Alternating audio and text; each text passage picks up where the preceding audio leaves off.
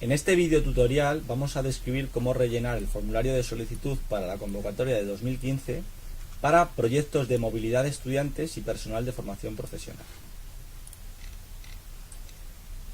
En primer lugar, indicaremos que los campos que tenemos que ir rellenando a lo largo de todo el formulario son aquellos campos que tengan el fondo de color rosa. Y es obligatorio cumplimentar todos aquellos campos que estén recuadrados en color rojo, como el que estoy seleccionando en este momento. Los cuadros que por contra tienen como fondo color gris se van a rellenar de forma automática según vayamos realizando la solicitud, o bien van a estar ya rellenos al inicio de la misma. Lo primero que haremos es seleccionar el idioma utilizado para complementar el formulario. En nuestro caso seleccionaremos español mediante el menú desplegable. Seguidamente indicaremos el título del proyecto. Como ejemplo pondremos MOVE. Indicaremos la fecha de inicio del proyecto. Para ello utilizaremos el formato día, mes, año, y si pulsamos en el desplegable podremos seleccionar en el calendario esta fecha.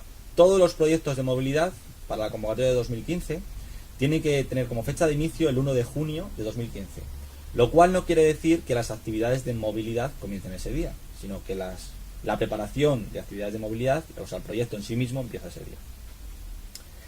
Mediante el menú desplegable seleccionaremos la duración, 12 meses o 24 meses. Automáticamente, en función de la duración que hayamos indicado, se rellena la fecha de finalización del proyecto. A continuación, seleccionaremos la agencia nacional de la organización solicitante, que en nuestro caso va a ser la española, con lo cual seleccionaremos ES01 España. Bajamos hasta el bloque C, organizaciones participantes. La primera organización participante es la organización solicitante.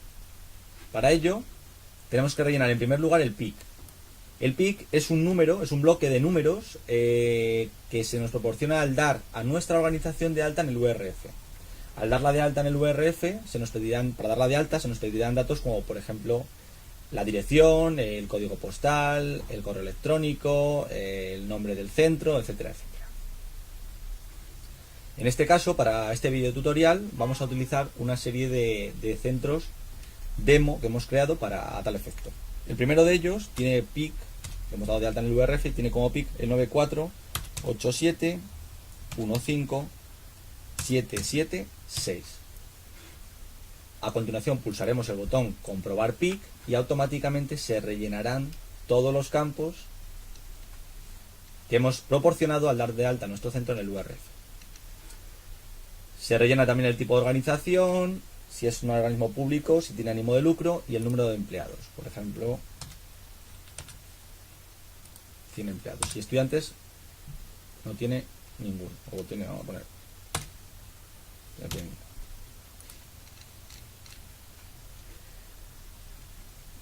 Seguidamente se nos plantea la pregunta C12, consorcio. La pregunta en cuestión es, ¿presenta esta solicitud como coordinador de un consorcio? Bueno, pues en función de que contestemos sí o no, el formulario en este punto va a cambiar. En el caso de que lo presentemos, el formulario lo presentemos como una institución a título individual, pulsaremos no y a continuación pasarán a pedirnos que describamos la experiencia que tiene nuestra organización y demás. En el caso de que sea un consorcio, pulsaremos sí. Si pulsamos sí, automáticamente aparecerán nuevos campos para rellenar el resto de miembros del consorcio. En este punto recordamos que los consorcios tienen que estar formados al menos por 3 centros de formación profesional. Por lo que si el solicitante no fuera un centro de formación profesional, al menos tendría que haber 3 miembros extras como centros de FP para que el consorcio pudiera llevarse a cabo. El nuevo miembro tendrá también un PIC. El miembro adicional tendrá un PIC. Ya será el 9. Es un ejemplo que también que hemos generado para la demo. 684559. Y pulsando el botón comprobar PIC obtendremos el resto de datos del centro en cuestión. De nuevo se nos dice que indiquemos el tipo de organización, si es un organismo público, si tiene ánimo de lucro, el número de empleados y el número de estudiantes.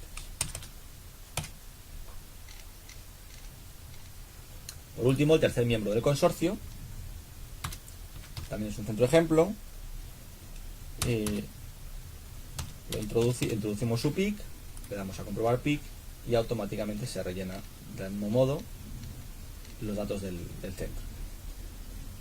Tendremos que decir el tipo de organización, si es público, ánimo de lucro y el número de estudiantes. Si hubiera más miembros en el consorcio, pulsaremos el botón de añadir miembro y podríamos ir añadiendo tantos miembros como necesitamos. En este caso no vamos a añadir nuevos miembros, con lo cual lo voy a eliminar y lo dejamos así. Recuerdo en este punto que aunque en la demo no lo hemos puesto, hemos puesto el tipo de organización otros, todos los centros, o sea, al menos 3 de los miembros del consorcio tienen que ser centros de formación profesional. En este caso los 3 lo son. Experiencia. Seguimos bajando y llegamos a experiencia. Describa brevemente su organización. En este caso, la palabra organización hace referencia al consorcio en su globalidad, en su totalidad. Lo rellenaríamos en este campo. Brevemente, el consorcio en qué consiste. Asimismo, nos indica que cuáles son las actividades y experiencia que tiene nuestra organización en las áreas relevantes de la solicitud, es decir, qué experiencia tenemos en actividades de movilidad. Así como indicar el personal que se va a implicar en este proyecto y las competencias y experiencia previa que tiene ese personal en concreto para el proyecto. Seguidamente se nos pregunta que si hemos solicitado o recibido alguna ayuda de cualquier programa de la Unión Europea en los últimos 12 meses. Esta pregunta aplica únicamente al solicitante, del formulario. En el caso de que hubiéramos recibido una ayuda, pulsaremos sí, se desplegará una nueva parte en el formulario, en el cual tendremos que indicar el programa europeo del cual hemos recibido la financiación, el año, el número del proyecto y el nombre del solicitante en cuestión. Seguimos bajando y llegamos al apartado C14, representante legal. Vale, este va a ser una persona con capacidad de firma. Vamos a poner su género, masculino o femenino, nombre y apellidos. Tiene que tener capacidad de firma dentro del consorcio, o sea, va a ser, digamos, el representante a nivel de consorcio, el cargo que ocupa, el correo electrónico y el teléfono. Pero además tenemos que indicar una persona de contacto.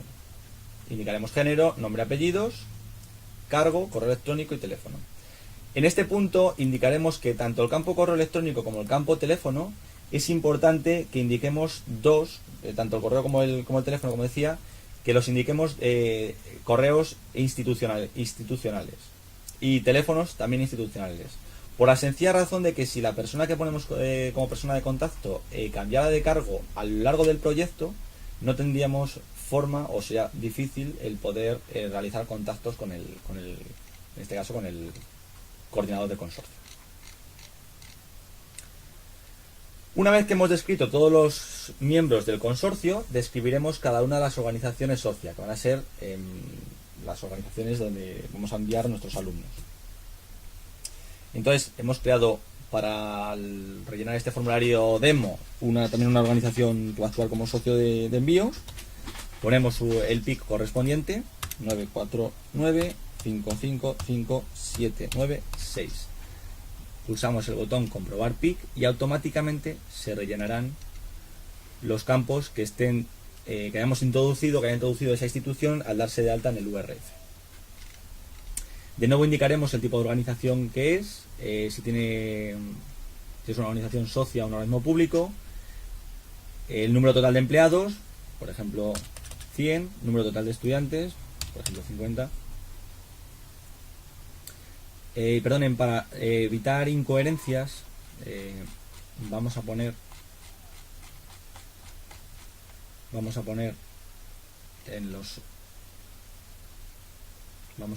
socios, en los miembros del consorcio, el número de estudiantes.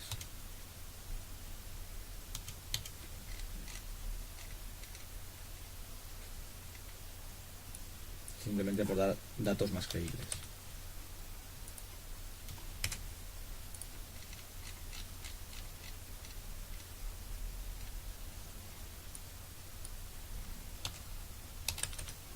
Por ejemplo así.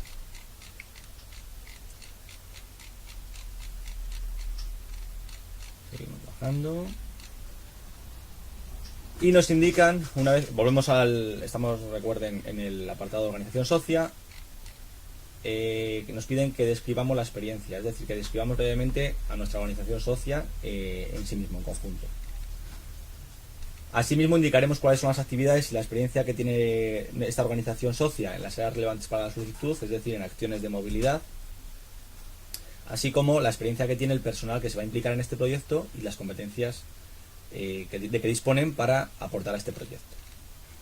De nuevo habrá un representante legal con los mismos campos a rellenar que anteriormente, que en las organizaciones anteriores, y tendremos una persona de contacto que será la persona con la que la agencia nacional se comunique en el caso de ser necesario. Podemos, pulsando el botón añadir socio, añadir tantos socios extra como queramos. Hay un máximo para el formulario de 200 socios. En el caso de que quisiéramos añadir más de 200 socios, pues tendríamos que añadirlos como anexos. Al final, como anexos al final del formulario hay la opción. Seguimos bajando y llegamos al punto D, al bloque D, que es el Plan de Desarrollo Europeo. En este primer campo tenemos que indicar qué necesidades tiene el consorcio en términos de desarrollo de calidad internacional. Es decir, qué nos va a aportar el hecho de hacer un consorcio y solicitar un proyecto de movilidad, cómo va a afectar ese proyecto de movilidad a la calidad de los miembros de este consorcio y de la internacionalización de los mismos. Tenemos también que resumir los planes del consorcio para las actividades de movilidad europea y de cooperación. Y por último, tenemos que decir cómo vamos a integrar en el desarrollo estratégico, nuestros planes estratégicos de cada miembro del consorcio y del consorcio en su totalidad, las competencias y las experiencias que se adquieran por el personal que participa en el proyecto, que recordemos que pueden ser tanto alumnos como personal docente o personal no docente. Bajamos y llegamos al bloque E, descripción del proyecto. Tenemos que justificar por qué queremos desarrollar este proyecto. Y para ello, la mejor forma es indicar qué objetivos perseguimos con la realización de este proyecto. Asimismo, indicaremos cómo hemos elegido a nuestros socios. Habitualmente se pueden elegir o pueden por experiencia previa o por contacto a través de personas ya conocidas allí, o a través de las bases de datos que existen de centros de formación profesional y de empresas, etcétera, etcétera. También tendremos que indicar cuáles son los principales temas que se tratan en nuestro proyecto. Para ello, pulsando en el menú desplegable, podremos seleccionar hasta un máximo de 3 temas. Es obligatorio al menos elegir uno y un máximo de 3. Para añadir más temas, pulsamos el botón más, y para quitarlos, el botón menos. Seguimos bajando y llegamos al bloque F, perfil de los participantes. En este punto tenemos que describir para cada actividad planificada el perfil y las necesidades que tienen los participantes, y también cómo esos participantes van a ser o serán seleccionados. Pueden ser por currículum, por conocimientos de idioma, porque tienen más necesidades o pueden adquirir mayores competencias a la hora de realizar los proyectos, etcétera, etcétera. Seguidamente tenemos que indicar qué conocimientos, habilidades, actitudes o conductas tienen que ser adquiridas o mejoradas por los participantes en la actividad planificada del proyecto. Es decir, estamos solicitando un proyecto para realizar actividades de movilidad y tenemos que indicar qué conocimientos queremos que adquieran nuestros participantes o nuevas habilidades. Pueden ser habilidades conceptuales o pueden ser habilidades, por ejemplo, lingüísticas, o actitudes, como por ejemplo diferentes formas de resolucionar problemas que puede haber en países diferentes del nuestro. Seguidamente se nos plantea que el programa Erasmus fomenta el uso de instrumentos y certificados como Europass, EDVE, Youthpass, etcétera, etcétera. Y nos preguntan que si nuestro proyecto va a utilizar este tipo de certificados. Si es así, ¿cuáles? Bueno, pues hay un menú desplegable y habitualmente seleccionaremos el documento de movilidad Europass, es el más habitual. Pulsando el botón más podemos seleccionar más de uno y pulsando el botón menos podemos quitarlos. También nos preguntan que si tenemos previsto utilizar algún tipo de instrumento o certificado nacional. Bueno, pues si es así, en este campo lo indicaremos. Y en el caso de que hayamos seleccionado algún tipo de instrumento o certificado europeo o nacional, tenemos que indicar en qué forma vamos a utilizarlo. Seguimos bajando y llegamos al bloque G, preparación. En primer lugar, se nos plantea cómo vamos a abordar los asuntos prácticos y logísticos de cada actividad planificada del proyecto.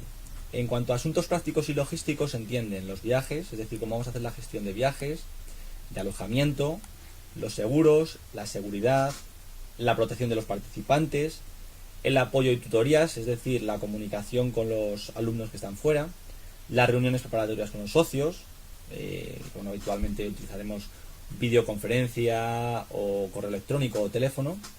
En cualquier caso, cómo vamos a hacer esas reuniones, cómo vamos a mantenernos en contacto con nuestros socios. Seguidamente nos indican que cómo se van a abordar los asuntos relativos a la calidad y a la gestión. Es decir, cómo vamos a realizar los establecimientos de acuerdos con los socios, los acuerdos para aprendizaje, etcétera, etcétera. Y el último apartado de este bloque, el G3, nos preguntan que cómo vamos a hacer la preparación de los participantes. Obviamente vamos a hacer una actividad de movilidad a un país extranjero y es, digamos, imprescindible que los participantes tengan una preparación previa.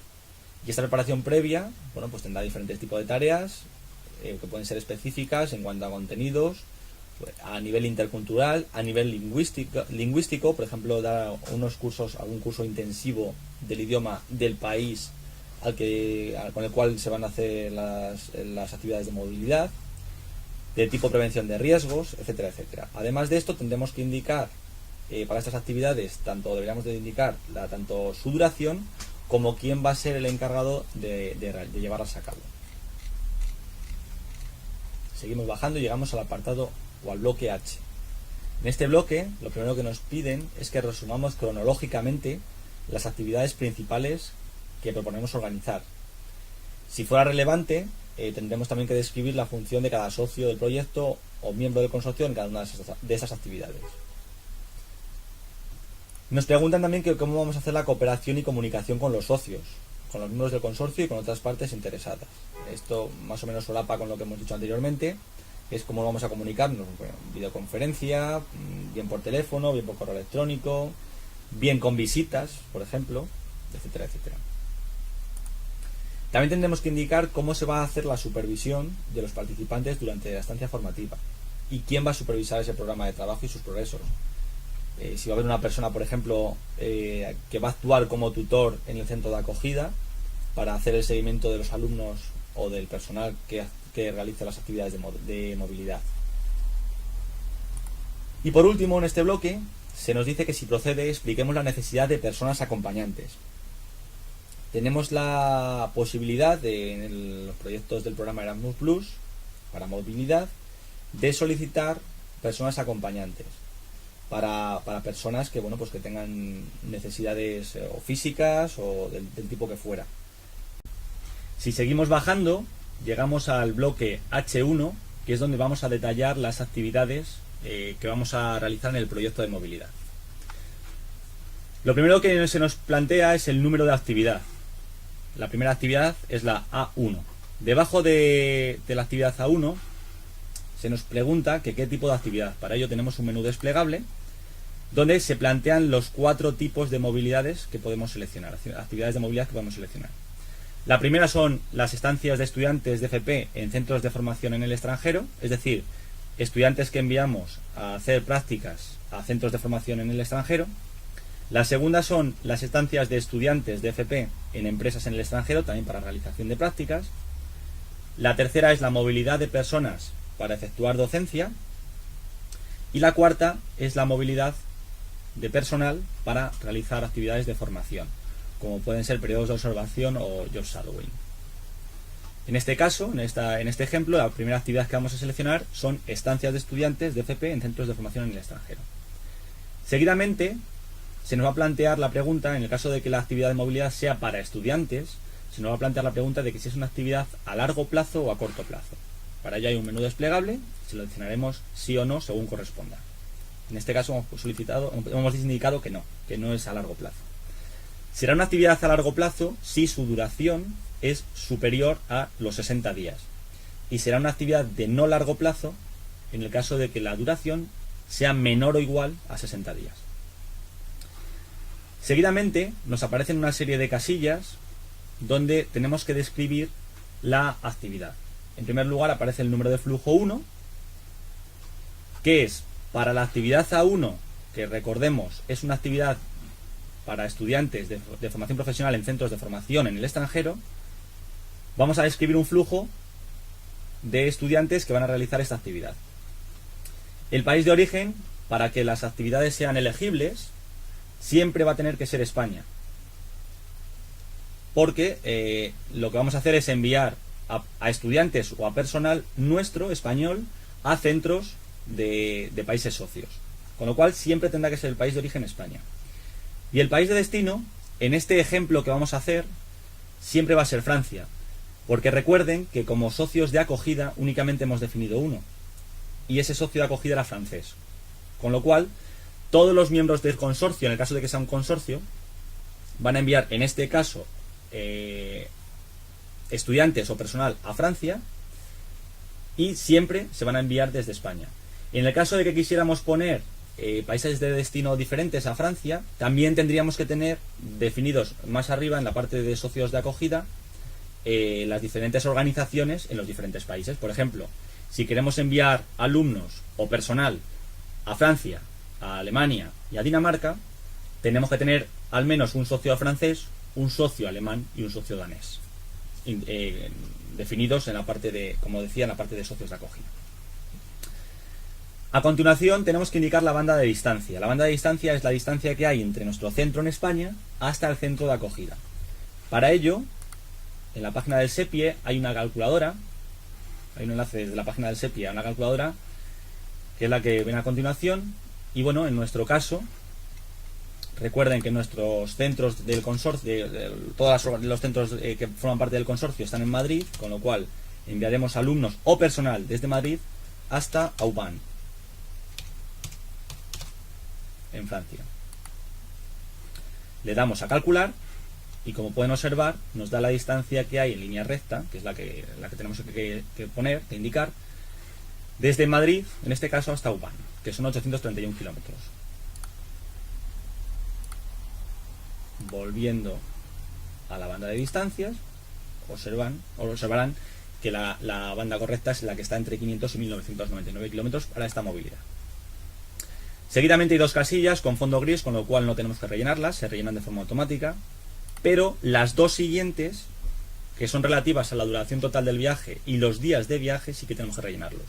Para este ejemplo, hemos estimado que los alumnos van a estar en centros de formación en el extranjero durante 30 días.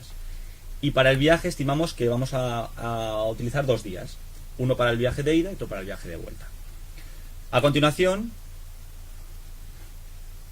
aparece una casilla con fondo gris, que es la duración total incluyendo el viaje, que son 30 días más 2 días.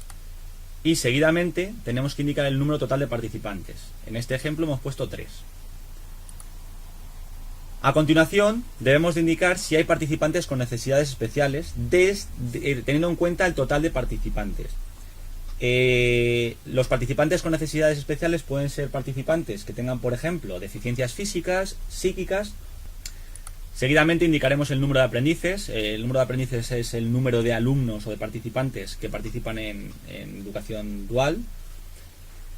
Tendremos que indicar también si hubiera participantes con menos oportunidades y si hubiera personas acompañantes. En este caso, hemos estimado que de los 3 participantes, pues uno de ellos va a llevar una persona acompañante. En este punto haremos la indicación de que si ponemos una persona acompañante en esta casilla, esa persona acompañante acompañará al participante, en este caso a uno de los participantes, durante toda la duración de la actividad de movilidad. Es decir, en los 32 días que dura esta acción de movilidad. ¿Vale? En el caso de que la persona acompañante no estuviera la duración total de la actividad de movilidad que va a tener el participante, no lo rellenaríamos en este caso. Pondríamos aquí 0. Repito, en el caso de que la persona acompañante no estuviera los 32 días que dura la actividad de movilidad, que estuviera menos días, menos de esos 32 días, no lo rellenaremos en este campo. Lo rellenaremos más adelante y ya indicaré a continuación. Hemos incluido también un nuevo flujo, pulsando el botón más o el botón menos podemos añadir nuevos flujos, que nos va a servir para enviar de nuevo alumnos, en este caso desde España hasta Francia, alumnos o estudiantes desde España hasta Francia. La banda de distancias de nuevo va a ser la misma, porque enviamos también desde Madrid, puede ser desde todo centro, en este caso del perteneciente al consorcio, y van a estar una duración de 45 días, es un ejemplo de nuevo, 2 días para viaje, vamos a enviar a 5 participantes, no hay ningún participante con necesidades especiales, no hay ningún estudiante de formación dual, no hay ningún participante con menos oportunidades y tampoco no necesitamos ninguna persona acompañante. En el caso de que quisiéramos poner nuevos flujos, pulsamos el botón más, y si los quisiéramos reducir, pulsamos el botón menos. Tendríamos un nuevo flujo o podríamos eliminarlo. Seguimos bajando. Hemos pulsado, bajo un momento y volvemos a subir ahora, hemos pulsado añadir nueva actividad. Hay dos botones justo después de al finalizar la descripción de las actividades, hay dos botones, uno para añadir actividades, otro para eliminar actividades. Si pulsamos añadir actividad, se añadiría una nueva actividad. Volvemos arriba, se habría añadido la actividad A2. ¿Vale? Para esta actividad A2 hemos elegido de nuevo una estancia de estudiantes de FP en centros de formación en el extranjero. En este caso hemos indicado que se trata de una actividad a largo plazo, es decir, que la duración va a ser de más de 60 días. El país de origen de nuevo es España, país destino Francia. Recuerdo que en este ejemplo siempre el país destino va a ser Francia porque únicamente hemos puesto un socio de acogida y es francés. La banda de distancias de nuevo va a ser entre 500 y 1999 kilómetros. En este caso tenemos que rellenar, como es una actividad de largo plazo, tenemos que rellenar la duración en meses completos y la duración en días adicionales. En este ejemplo hemos indicado 3 meses completos y 0 días adicionales. Para viaje hemos indicado que necesitamos dos días, uno para el envío y otro para la vuelta, uno para la ida y otro para la vuelta. Va a haber dos participantes para esta actividad de movilidad, no hay participantes con necesidades especiales, no hay aprendices tampoco, no hay participantes con menos oportunidades y no hay personas acompañantes. ¿Vale? Realmente sí va a haber personas acompañantes, pero que únicamente van a acompañar a uno de los participantes el día de ida, más el día siguiente a la ida, y el día de vuelta y el día anterior a la vuelta.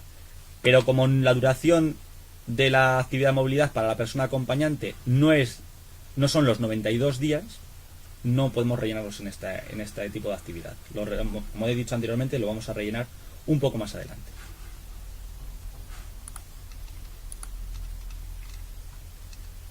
Seguimos bajando. Y hemos pulsado el botón añadir nueva actividad y hemos añadido la actividad A3. La actividad A3 hemos seleccionado estancia de estudiantes de FP en empresas en el extranjero. Hemos indicado que es una actividad a largo plazo, el país de origen de nuevo vuelve a ser España, el país de destino vuelve a ser Francia, la banda de distancias sigue siendo la misma y la duración va a ser, para esta actividad hemos estimado que 6 meses. Es decir, automáticamente se nos rellenarán 180 días. Y para días de viaje necesitaremos 2, uno para ir y otro para volver.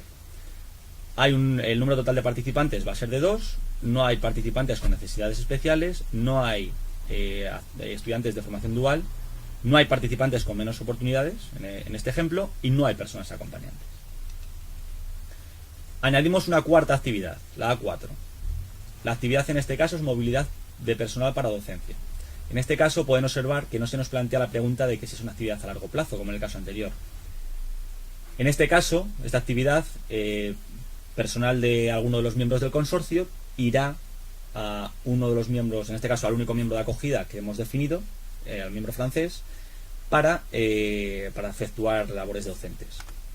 El país de origen será España, el país de destino será Francia, la banda de distancia sigue siendo la misma y los participantes van a estar en el socio de acogida 7 días. Para viaje 2 días, con lo cual la actividad de movilidad va a durar 9 días. Va a haber 2 participantes, es decir, 2 profesores que van a efectuar docencia en nuestro socio de acogida. Y con eso queda definida la actividad A4. Seguimos bajando. Y la última actividad que hemos incluido es una actividad de movilidad de personal para formación, que era el último caso. En este caso hemos indicado dos flujos. El primero de los flujos va a ser personal nuestro que va a ir a nuestro socio de acogida para efectuar un periodo de observación. ¿Vale? Eso es lo que consideramos como formación.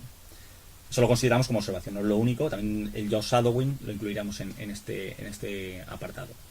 El país de origen será España, el país de destino será Francia, la banda de distancia sigue siendo la misma.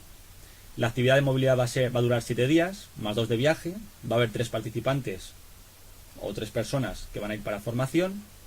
No hay participantes con necesidades especiales, no hay aprendices o con estudiantes de formación dual, no hay participantes con menos oportunidades y no hay personas acompañando. Y el segundo flujo es para incluir personas acompañantes. Recuerden que les he indicado que en la actividad A2 que había una persona acompañante, pero que había una persona acompañante. Para uno de los dos participantes iba a haber una persona acompañante, pero no iba a estar los 92 días que duraba la actividad de movilidad para el participante. Únicamente iba a ir el día de la ida, se iba a quedar al día siguiente, y el día previo a la vuelta de la persona acompañada viajaría al país destino, en este caso a Francia, para volver con la persona acompañada al día siguiente. En total tendríamos 2 días excluyendo el viaje, 2 días, otros 2 para viaje, en total estaría 4 días. Participante sería una persona, justamente esa persona que va como acompañante, y esa persona se define además como acompañante. En el caso de que quisiéramos añadir nuevas actividades, pulsaríamos el botón añadir actividad y se nos añadiría una nueva actividad. En este caso sería la A6, y si queremos eliminar una actividad, pulsando el botón eliminar actividad, la eliminaría. Continuamos bajando y llegamos al apartado H11, o bloque H11, donde se presenta el resumen de actividades y participantes. En concreto, lo que se nos muestra son el desglose de actividades para estancias de estudiantes de FP en centros de formación en el extranjero. En nuestro caso teníamos 2 actividades, con un total de 10 participantes. Se muestran también las estancias de estudiantes de FP en empresas en el extranjero. En nuestro caso, ejemplo, teníamos una actividad con 2 participantes. Se presentan también las actividades de movilidad de personas para docencia. En nuestro caso, teníamos una actividad y 2 participantes. Y por último, se muestran las actividades de movilidad de personal para formación, que en nuestro caso, ejemplo, teníamos una actividad y 4 participantes. En total, tenemos 5 actividades y 18 participantes. Es un cuadro resumen de las actividades que acabamos de describir. Si seguimos bajando, llegamos al bloque I, seguimiento. El apartado I1 es el impacto. Tenemos que indicar cuál es el impacto previsto en los participantes, en las organizaciones participantes y en el público objetivo. Pero también tenemos que indicar, en el segundo campo, cuál es el impacto que deseamos del proyecto, tanto a nivel local, de los socios de envío, a nivel regional, a nivel nacional y europeo. Tenemos también que indicar qué actividades vamos a llevar a cabo para compartir los resultados que obtenemos en el proyecto, tanto a nivel de nuestra organización o consorcio, así como con el resto de socios, y también a quién van a dirigirse esas actividades de difusión. Y por último, en el bloque I, tenemos que indicar cómo vamos a realizar la evaluación, es decir, qué actividades vamos a llevar a cabo para evaluar si el proyecto ha alcanzado los objetivos y los resultados, y hasta qué punto. Como cualquier proyecto, hemos planteado unos objetivos, y cuando se termina el proyecto tenemos que evaluar si esos objetivos han sido alcanzados o no. Si seguimos bajando, llegamos al apartado J, presupuesto, donde en su apartado J1, relativo a viajes, se nos muestra para cada una de las actividades que hemos ido definiendo en las páginas previas, y para cada número de flujo de esas actividades, el desglose de país origen, como pueden observar, siempre es España, el país de destino, que en este caso de ejemplo siempre es Francia, porque solo tenemos socio de acogida en Francia, el número total de participantes como decía, para cada uno de esos flujos y cada una de esas actividades. De ello aparece el desglose del precio final de 4.950 euros relativos únicamente a viaje. Más abajo ya viene definida también la ayuda individual. Es decir, el dinero que se va a percibir para estos proyectos de movilidad para los participantes en concepto de manutención y de alojamiento. De nuevo, para cada actividad y para cada flujo, y en función de la duración y del número de personas y de acompañantes, si los hubiera, obtendremos el valor, el importe que se va a percibir en ese concepto, en el concepto de ayuda individual, que, como decía, hace referencia a alojamiento y a manutención. Más abajo, en el apartado J3, se nos indica, en función del número de participantes, la ayuda que se da a nuestra organización. En el apartado J4 se desglosa la ayuda para preparación lingüística, haciendo distinción entre idiomas del grupo 1, entre los cuales está el alemán, el inglés, el español, el francés, el italiano y el holandés, y los idiomas del grupo 2, que son otras lenguas oficiales de la Unión Europea que no se incluyen en el grupo 1. Entonces, bueno, pues en función de los participantes que tengamos para cada uno de los idiomas indicados en el grupo 1 o el grupo 2, se va a percibir un importe para esa formación. En el caso de que necesitáramos ayuda para necesidades especiales, podremos indicarlas añadiendo el botón más, el tipo de actividad y demás, y podría ser subvencionable hasta el 100%, pero hay que justificarlo. También, si hubiera costes excepcionales, deberemos de indicarlo en el apartado J6. Todos los comentarios que consideremos reseñables o que consideremos importantes que se tengan en cuenta, los incluiremos en este último campo para que se valoren en el momento de tener en cuenta la solicitud. Seguimos bajando y llegamos al bloque K, resumen del proyecto. En este campo deberemos de hacer un resumen de nuestro proyecto de movilidad que estamos solicitando y consideramos muy importante que este resumen se refleje muy bien lo que se va a hacer en el proyecto, porque en el caso de que fuera elegido el proyecto, se publicará en la página del SEPIE, el antiguo OAP o Agencia Nacional. El resumen hay que traducirlo también al inglés, y de nuevo en este caso hacemos hincapié en la importancia de que sea un buen resumen, una buena traducción, ya que también, de nuevo, si el proyecto es seleccionado, se pondrá en la página de la Unión Europea. En el bloque K1 se nos va a poner el resumen de todas las organizaciones participantes. Aquí, por un error en el formulario, únicamente va a venir la primera y la última, pero no obstante, todas las organizaciones habrán quedado bien reflejadas en los apartados superiores, con lo cual no se preocupen por ello. Se resume todo el presupuesto.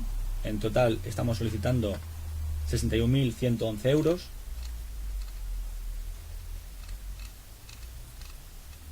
Seguimos bajando y llegamos al bloque L, que es la lista de comprobación. Simplemente es una checklist que tenemos que comprobar que se han cumplido todos esos requisitos. Importante en el caso de consorcios, es importante que esté la declaración responsable firmada por el representante legal, indicado en el formulario, esto para el caso de cualquier tipo de institución, y en el caso de consorcios, como decía, el mandato de cada socio al solicitante o coordinador firmado por ambas partes. Es requisito imprescindible en el caso de consorcios. Seguimos bajando. Llegamos al aviso de protección de datos, que es simplemente para que lo tengan en cuenta. La declaración responsable, también simplemente para que la lean. Y llegamos al apartado donde tenemos que dar a imprimir la declaración responsable, tenemos que firmarla y escanearla. Y en los anexos tenemos que adjuntar obligatoriamente, pulsando el botón añadir, adjuntar la declaración responsable firmada y escaneada. En el caso de consorcios tenemos que también incluir los mandatos de los miembros del consorcio firmados por ambas partes. O sea, al menos hay dos documentos en el caso de consorcio. En el caso de que no fuera consorcio, únicamente el primero, la declaración responsable firmada y escaneada. Y también tendríamos que añadir todos aquellos documentos que justifiquen aspectos que no se hayan podido justificar a lo largo del formulario. Todo lo que creamos conveniente que podamos justificar con documentos extra, los tendríamos que añadir en estos anexos. Seguimos bajando. Y llegaríamos al apartado último, que es el P, el apartado de envío. Entonces tendríamos que darle al botón validar para que valide todos los campos. En este caso no voy a pulsar porque hay campos que no hemos dejado rellenos. Si hubiera algún error nos lo va a indicar el formulario, nos indicaría que campo está incorrecto y lo corregiríamos. Una vez validado le daríamos a envío en línea y nos dará el campo sí de envío, el identificador de envío, la hora de envío y un código de comprobación. Imprimiríamos el formulario para quedárnoslo como justificante y en este punto les recuerdo la importancia que tenemos la fecha límite del 4 de marzo a las 12 horas, hora de Bruselas, para el envío de las solicitudes. En el caso de que tuvieran alguna duda, que no haya quedado clara en este formulario, le rogamos se pongan en contacto con el SEPIE, el antiguo OAPE, para que se pueda subsanar desde allí.